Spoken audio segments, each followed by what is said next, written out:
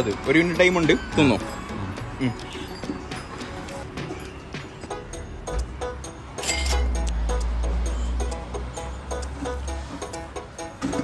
ഇരിക്കുന്നോ? ഇരുന്നോ.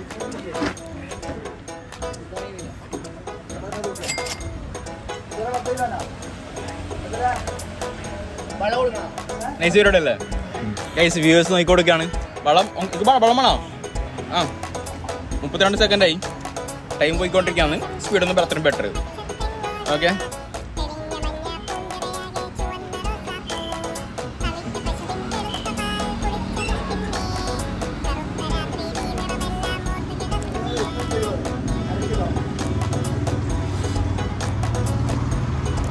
$53 സെക്കൻഡായി.